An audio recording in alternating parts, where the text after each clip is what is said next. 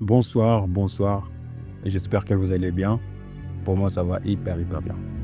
Alors, la famille, aujourd'hui, je vais partager avec vous l'une des vidéos les plus extraordinaires de la chaîne. Si vous cramez toujours des comptes ou que vous prenez des comptes pour firme, vous n'arrivez pas à les valider, ou une fois que vous les validez, vous n'arrivez pas à travailler pour se faire de l'argent, vous avez des problèmes à vous concrétiser sur les marchés, cette vidéo est vraiment pour vous. On va travailler sur 7 accords du trading. 7 seulement. Je vais vous expliquer tous les 7 un par un. Vous pouvez les voir ici. C'est la gestion du risque, la patience d'observer les marchés sans y participer, pratiquer le détachement émotionnel, tenir un journal de trading de ses transactions, avoir un point de trading, garder un état d'esprit, etc. Mais je vais vous expliquer de façon propre. Ok? Voilà. La première des choses, c'est une compétence en trading. Avoir une compétence en trading est la clé qui ouvre la première porte. Ce n'est pas toutes les portes du trading, non. C'est la clé qui ouvre la première porte de votre carrière en trading. Écoutez très bien. Avoir une compétence de savoir trader est une clé qui peut vous aider à ouvrir la première porte. Il vous reste encore 6 portes à ouvrir. Donc, il ne faut pas penser qu'avoir une compétence, savoir trader ne fait pas de vous un trader. Savoir trader est l'une des clés qui va vous aider à ouvrir la première porte. Par exemple, peut-être que vous tradez le support résistance, peut-être que vous tradez les SMC, peut-être que vous tradez le price action, peut-être que vous tradez les indicateurs. Quelle que soit votre stratégie de trading, même avec 50% de win rate ou encore moins que ça, avec même 40% de win rate, vous allez être rentable en respectant ces 7 clés que je vais vous enseigner ici. Il faut avoir une compétence de savoir trader. Ça, c'est un. Et sur ces points-là, il n'y a pas de négociation. Si vous ne savez pas trader, c'est fini. Tout le reste est mort. Si vous êtes trader et que vous n'avez pas une stratégie claire et propre, n'investissez pas votre argent. Répète un pas en arrière ou 2 pas même en arrière. Essayez d'avoir votre compétence en trading. Essayez d'avoir une stratégie claire et propre. Vous savez que cette stratégie-là, elle marche à 20% ou même à 40% ou même à 30%. L'essentiel, ayez une stratégie claire et propre. Vous savez que si vous faites ça sur le marché, ça marche. Ça, c'est la première des choses. Maintenant, une fois qu'on finit avec savoir trader, qui est la compétence, on va enchaîner avec la gestion des risques. C'est vrai, vous avez beaucoup entendu parler de la gestion du risque, les money management, etc. Combien de pourcents de revenus utilisés sur notre capital? Est-ce que c'est 1%? Est-ce que c'est 10%? Etc. Il y a des rumeurs sur beaucoup de choses. Mais je vais vous dire un truc sur la gestion des risques. Ce n'est pas aussi complexe que ce que vous pensez. Elle est simple. Cela veut dire quoi? Cela veut dire tout simplement que si vous allez trader, chaque position que vous prenez, je dis bien chaque position que vous prenez, il faut vraiment en être sûr que vous prenez les mêmes risques. Imaginons que vous avez une stratégie à 40% de réussite. Si vous prenez votre trade, vous savez que 60% de ces trades-là peut ne pas marcher, n'est-ce pas? Mais vous savez très bien que vous avez risqué, par exemple, 1% de votre capital. Si vous avez un compte de 10 000, vous avez risqué $100 sur cette trade-là. Si ça ne marche pas, vous perdez $100. Si ça ne marche pas, vous perdez $100. Une fois, 2 fois, 3 fois, même 5 trades, vous allez perdre seulement $100 à chaque fois, ce qui va vous faire $500. Et une fois que vous faites un gain de 1 sur 3, vous gagnez $300. Une fois que vous faites une autre trade de 1 sur 4, vous gagnez $400. Votre perte, vous n'allez même pas sentir de perte. Parce que vous avez déjà la première clé qui est compétence de savoir trader. Maintenant, vous venez sur la gestion des risques qui vous permet de minimiser vos pertes, de minimiser totalement vos pertes et augmenter vos profits. Je ne sais pas si vous avez vraiment besoin de ça, mais c'est vraiment important de comprendre cela. Une fois que vous finissez avec la gestion des risques, etc., il y a un autre point qui est important. Je ne dirais pas que c'est la plus importante de tous les points, mais c'est un point que tout trader, je dis bien, que vous soyez débutant, amateur, professionnel, tout trader devrait comprendre celle-là, clair et net. C'est quoi? C'est le fait de patienter. C'est le fait de patienter devant les graphiques, d'observer les marchés, regarder les marchés, les bougies monter et descendre. Vous voyez très bien, votre cœur est en train de battre, j'achète ou j'achète pas, non. Patientez jusqu'à ce que le prix vous propose une setup, une configuration qui fait partie de votre stratégie, qui est numéro 1, la clé 1, votre compétence de savoir trader. Vous tradez support résistance, vous voyez que le prix est revenu sur une zone de support. Vous savez très bien que vous ne devriez pas prendre une trade risquée. Qu'est-ce que vous devriez attendre? Vous devriez attendre que le prix vous donne une engulfing, un avalement haussière ou baissière avant de prendre votre trade, ou encore vous tradez une ordre bloc, vous attendez que le prix arrive sur l'autre bloc. Vous voyez que le prix a tapé sur l'ordre bloc, vous attendez qu'il fait un low time frame de changement de caractère et qu'il revienne remplir les fair value gap, etc. avant de décider de prendre votre décision. Donc, savoir patienter et observer les marchés sans y participer est quelque chose de très fort. Vous devrez comprendre cela normal. Cela devrait être vraiment quelque chose de...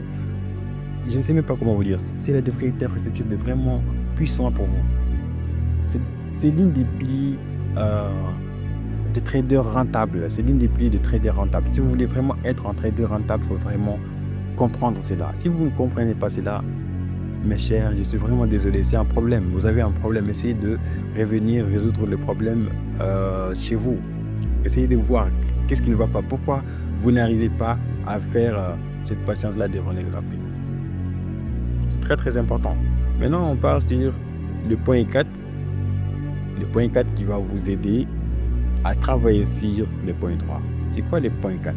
C'est le fait de pratiquer les détachements émotionnels. Quand on dit détachement émotionnel, ça veut dire aussi oublier le gain, oublier les pertes, oublier que vous allez gagner de l'argent, oublier que vous allez perdre de l'argent. Vous vous en foutez de tout ce que le prix est en train de faire. Ce qui est sûr, vous vous en foutez. Si elle veut, elle vous fait gagner. Si elle veut, elle vous fait perdre. Vous vous en foutez totalement. Ce qui vous intéresse, vous, c'est quoi? C'est d'avoir une opportunité qui respecte votre stratégie, qui est compétence. De vous appliquer la gestion des risques. Vous patientez jusqu'à ce que vous observez les marchés sans y participer, jusqu'à ce que le prix vous donne votre setup complet. Et là, vous prenez cette trade-là, mais vous n'accordez pas cette importance émotionnelle. Il faut totalement vous détacher émotionnellement de cette trade-là. Qu'elle passe, qu'elle ne passe pas, vous vous en foutez. Si elle fait, par exemple, 1 sur 2, mettez un break-even. Si elle fait 1 sur 3, mettez sur 1 en profit. Ok? Détachement total émotionnel. Une fois que vous appliquez ces 4 points que je viens de vous citer, maintenant, ce qui va vous rester, c'est quoi? C'est de tenir un journal, bien sûr. Quel que soit votre journal, je ne sais pas comment vous allez faire pour noter vos trades, vos transactions. Mais il faut vraiment avoir un petit journal, quel que soit ce que vous allez faire, comment vous allez faire. Si vous voulez, prenez un bloc-notes, vous mettez, je pris 1% sur ROUSD, c'est sorti en break-even, c'est sorti en perte, c'est sorti... Mais notez-le quelque part. Si vous voulez, faites des captures d'écran, gardez-le dans un dossier que vous allez voir à la fin de chaque semaine pour voir là où il y a des problèmes, là où il y a des erreurs, là où vous avez fait des gaffes. Parce que c'est obligé. Si vous faites des journaux, quand vous venez sur vos trades dans le passé, par exemple le week-end, vous êtes obligé de garder l'esprit libre parce qu'il n'y a pas de trade. Le marché est fermé. Même si vous avez envie, le marché est fermé. Vous êtes obligé d'être libre émotionnellement. Donc, votre journal de trading va vous aider à voir là où vous avez fait des erreurs. Si vous faites des erreurs durant la semaine, c'est très difficile de les voir. Mais durant le week-end, vous pouvez voir clairement tout le bêtise que vous avez commis. Voilà. Donc, 6, un point pas très important, c'est pas obligatoire, c'est pas du tout obligatoire, c'est le fait d'avoir un plan de trading.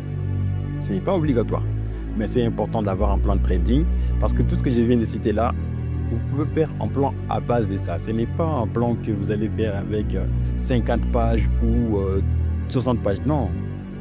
Prenez une petite feuille, ou encore prenez une page de Word, notez-le. C'est quoi? Je dois respecter mon money management, je dois respecter cette setup-là, je dois respecter ce genre de trade, je ne dois pas prendre ce genre de trade, je dois prendre ça, je ne dois pas prendre ça, je ne dois pas trader durant les annonces économiques ou je vais trader durant les annonces économiques. Tout dépendra de vous. OK? Donc ça, c'est pas très très important. Mais il faut le faire quand même, c'est cool. Maintenant, le point 7.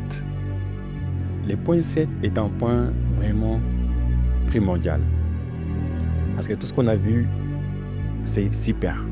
Mais le point 7, c'est elle qui va vous permettre de garder tous ces points-là en une seule état, sans panique.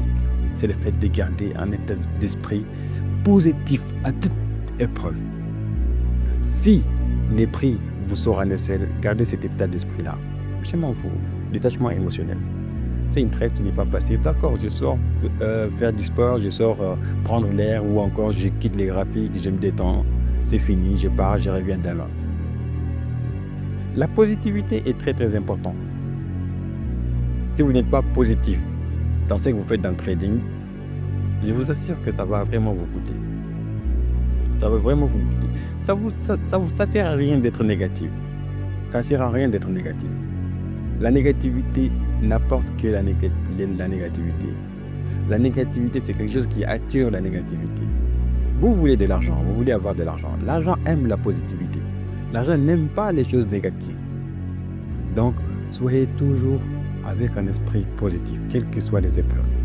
Que ce soit sur les trading, que ce soit en dehors des trading, que ce soit sur les graphiques, que ce soit en dehors des graphiques. Gardez l'air toujours positif. Pas toujours sourire aux gens, non. Gardez l'air positif seulement. Soyez positif. Soyez vraiment positif. Donc voilà les 7 clés de traders rentables que je viens de vous donner, de vous citer. Si vous avez ces 7 compétences-là, impossible que vous échouez dans le trading. Impossible que vous n'arrivez pas à vous faire de l'argent dans le trading. Et en point, c'est très très difficile d'appliquer tous ces points que je viens de citer. Mais comme vous le savez, chaque chose a son temps. C'est les processus. Essayez de respecter un processus. Essayez de refaire les erreurs. Essayez de voir quelles sont vos erreurs. Et notez-le. Travaillez sur ces plans que je viens de vous donner. Je vous assure que d'ici 6 mois, les 6 mois prochains, vous allez voir un changement exceptionnel. Donc c'est ça. Je vous souhaite une excellente début de semaine. Et surtout, portez-vous bien. On se dit à très bientôt. Bye bye.